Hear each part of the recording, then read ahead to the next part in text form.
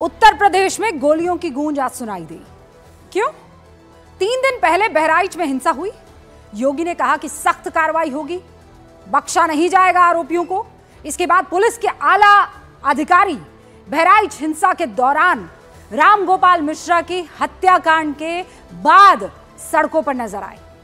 मुख्य आरोपी सरफराज, उसका भाई तालिब एनकाउंटर के बाद गिरफ्तार कर लिया गया है। 3 और आरोपी गिरफ्तार हुए हैं। सभी आरोपी नेपाल भागने की फिराक में थे, क्योंकि मुख्य आरोपी सरफराज के पिता अब्दुल हमीद नेपाल में ही सर्राफे की दुकान चलाते हैं। बहराइच और नेपाल की सीमा एक दूसरे से लगती है और इसीलिए तो वहां पर वो कारोबार करते हैं। और बार बार जानकारी ये मिल रही थी कि हो सकता है कि ये जितने भी आरोपी हैं वो भाग निकले। क्यों? क्योंकि ये रहा बहराइच, देखिए उत्तर प्रदेश से लगता हुआ ये नेपाल है। ठीक है, कोशिश कीजिए कि यहाँ से मैं आपको बता सकूं। ये देखिए, ये बहराइच है और ये 110 किलोमीटर की दूरी पर नेपाल है।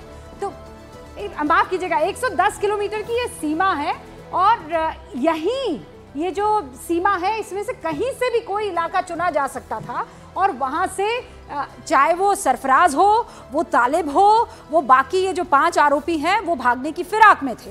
बार बार ये कहा जा रहा था। सरफराज की बहन से न्यूज़ 18 इंडिया ने बात भी की थी और क्या कहा उसने ये कहा कि एक धर्म का कांटा है जहां पर गिरफ्तार कर लिया गया है और हो सकता है कि उसका एनकाउंटर हो जाए। अभी 4 बजे के आसपास, 3:30 बजे के आसपास ये खबर आई कि इसी इलाके में उनको पकड़ा गया और उन्होंने पुलिस के ऊपर गोलियों से अटैक किया। बंदूक जो थी उनके पास से बरामद हुई है और ऐसे में एनकाउंटर हुआ। एनकाउंटर में 2 लोग जो हैं वो घायल हो गए हैं और अब ये कहा जा रहा है कि उनका इलाज चल रहा है अस्पताल में। लेकिन ये बहराइच से लगती हुई नेपाल की सीमा है, यहीं से भागने की फिराक में ये तमाम आरोपी थे। इस इलाके के लोग नेपाल में बड़े पैमाने पर कारोबार और व्यापार भी करते हैं। अगर अपराधी नेपाल भाग जाते तो सरकार के उन्हें वहां से वापस लाने में बहुत पापड़ बेलने पड़ते, मुश्किल हो जाती। इसीलिए यूपी पुलिस के लिए ये एक अहम कामयाबी मानी जा रही है। तस्वीरें जरा बिग स्क्रीन पर आप बताइए जो एनकाउंटर के बाद की आई है। 2 तस्वीरें आई। उन 2 तस्वीरों में से एक वो तस्वीर थी जिसमें साफ तौर पर दिखाई दे रहा था, ये देखिए, ये बहराइच हिंसा का आरोपी सरफराज है।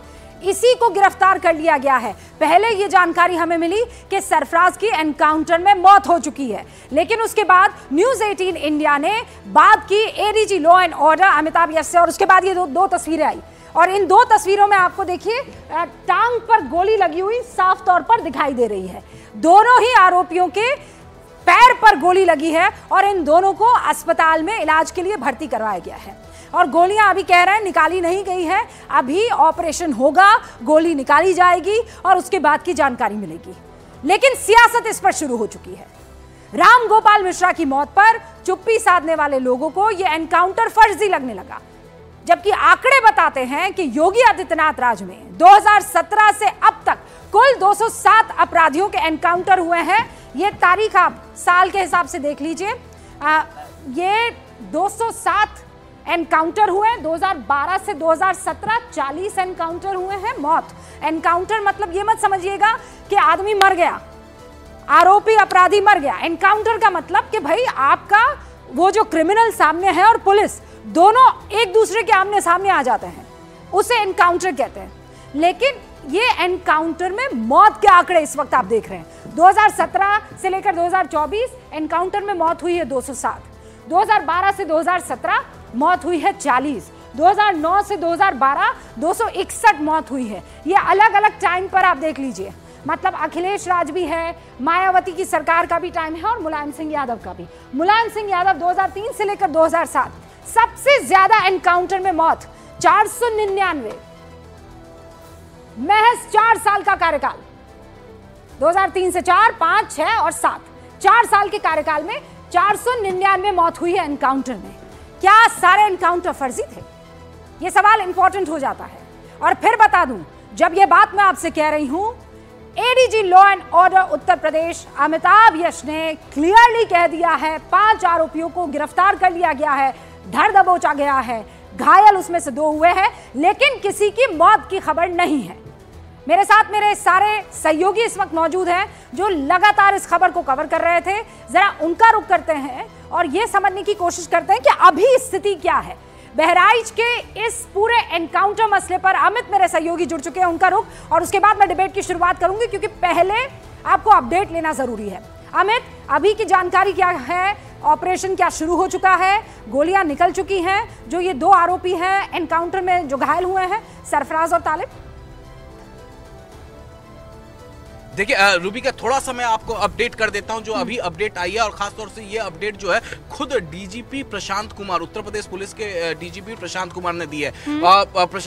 उत्तर प्रदेश पुलिस के मुताबिक जो दो आरोपी तालिम और सरफराज, उन्हें गिरफ्तार कर लिया गया था सुबह में ही। उसके बाद जो जिस हथियार से मृतक रामगोपाल की हत्या की गई थी, उस हथियार की बरामदगी के लिए इन दोनों को लेकर जाया जा रहा था जहां इन्होंने छिपाया था। लेकिन जैसे ही पुलिस उनको वहां पर लेकर गई, वो जो हथियार उन्होंने देखा वो लोडेड हथियार था। उसी हथियार को लेकर उन्होंने पुलिस टीम पर फायर कर दी, जिसके बाद जवाबी कार्रवाई जब पुलिस ने की है तब एक के बाएं पैर में एक के दाहिने पैर में गोली लगी है। दोनों का इलाज जो है इस वक्त मेडिकल कॉलेज में चल रहा है। अभी एसवी वृंदा शुक्ला जो है मेडिकल कॉलेज पहुंची हैं, तो जाहिर तौर पे थोड़ी देर में प्राथमिक उपचार हो चुका है, थोड़ी देर में ऑपरेशन की शुरुआत होगी। और जो 5 आरोपियों को गिरफ्तार किया है, इनमें से 3 आरोपियों का नाम एफआईआर में जिक्र था। इस हिंसा मामले में अभी तक कुल 11 एफआईआर हुए हैं। इसका मतलब 2 ऑपरेशन अलग अलग हो रहे थे, है ना? आप ये कह रहे हैं कि अभी डिटेल आई है।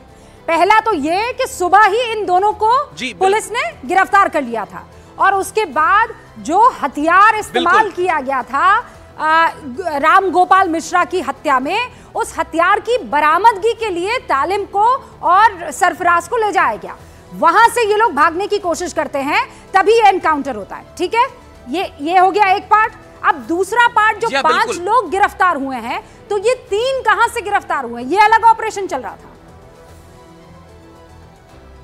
जी हाँ, बिल्कुल। देखिए, ये जो 2 सरफराज और तालिम है, ये नेपाल भागने के फिराक में थे, सुबह ही इनकी गिरफ्तारी हुई। और ये जो 3 है, फहीम, हामिद और अफजल, इन तीनों की गिरफ्तारी भी जो है वो बहराइच इलाके से हुई है, लेकिन इन दोनों के साथ नहीं हुई। ये आगे पीछे ही थे, ये भी नेपाल जाने के फिराक में थे। लेकिन यूपी पुलिस की कई टीम, यूपी एसटीएफ की कई टीम को ये शक था कि ये नेपाल भाग सकते हैं। और जो इनके पिता है, जो मुख्य आरोपी हामिद, ये ऑलरेडी बताया जा रहा है, जो हमारे सूत्र बता रहे हैं कि ये नेपाल में है, क्योंकि ये बड़े सोने चांदी के व्यापारी है और इनके कई रिश्तेदारों की सोने चांदी की दुकान भी है। तो ये नेपाल ऑलरेडी है। और जिस तरीके से पुलिस का दबाव बन रहा था, खास तौर से अगर रूबी का हम बात करें तो एडीजी लॉ एंड ऑर्डर और UP STF chief Amitabh yes ने जो 2 दिन कैंप किया बहराइच में, और जो बिसात बिछाई मुख्य आरोपियों को पकड़ने के लिए, उसी का प्रेशर था कि ये नेपाल भाग रहे थे। और उस एरिया में पूरी तरीके से पुलिस की टीम अलर्ट थी। अमिताभ यस ने अपनी टीम लगाई थी, लोकल पुलिस की टीम लगाई थी।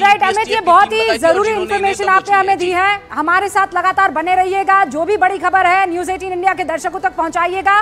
लेकिन शुक्रिया।